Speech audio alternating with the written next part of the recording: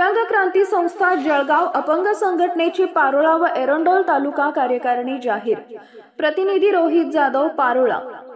दिनांक 13 फेब्रुवारी 2025 रोजी पारोळा व एरंडोल तालुक्यातील प्रहार दिव्यांग संघटनेची कार्यकारिणी जिल्हाध्यक्ष सन्माननीय बाळासाहेब पाटील यांच्या अधिपत्याखाली जाहीर करण्यात आली।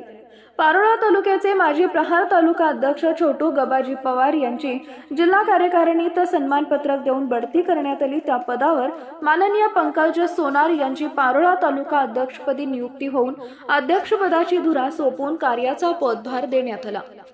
तसेच पारोळा तालुक्याची तालुका अध्यक्षा ललिताताई पाटील महिला आघाडी यांच्या तालुक्यातील त्यांच्या कार्याची कारणी मीमांसा करून त्यांची जिल्हा उपाध्यक्षपदी नियुक्ती करण्यात आली। तसेच रोहित जाधव यांचा शाखा अध्यक्ष कार्यकारिणी पारोळा तालुका उपाध्यक्ष सन्मानपत्रक देऊन बढती करण्यात आली। एरंडोल तालुका अध्यक्षपदी निपाणे या गावातील नरेंद्र मधुकर सरदार यांची नियुक्ती करण्यात आली। तदनंतर या बैठकीत पारोळा तालुक्याची कार्यकारिणीच्या पदांची नियुक्ती करून त्या पदांची घोषणा करण्यात आली। यांना मी नमस्कार करून सुरुवात करतो की त्यांनी माझ्यावर अध्यक्षपदाची जी धुरा दिली, जो विश्वास दाखवला, मी तर म्हणतो त्याच्यापेक्षा मोठा सन्मान माझ्या होऊ शकत नाही संघटनेमध्ये।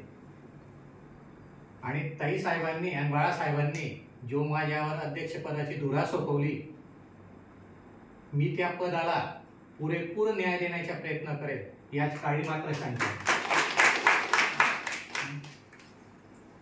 मी माझ्या वतीने आपले सन्माननीय जे जिल्हाध्यक्ष आहेत, सन्माननीय ज्या उपाध्यक्ष जिल्हा उपाध्यक्ष आहेत ललिताताई, यांना अशी ग्वाही देतो, अगोदर काही आपल्या संघटनेमध्ये जे क्लिनिश असेल मनात, ते संपूर्ण मिटवण्याचा मी सर्वतोपरी प्रयत्न करेन। आणि मागचं सगळं विसरून आता जी नवी कार्यकारिणी मी उभी करेल, ती एक नव्या जोमाने आणि नव्या वेगाने कार्य करेल, अशी मी सन्माननीय बाळासाहेब जिल्हाध्यक्ष यांना माझ्याकडून ग्वाही देतो।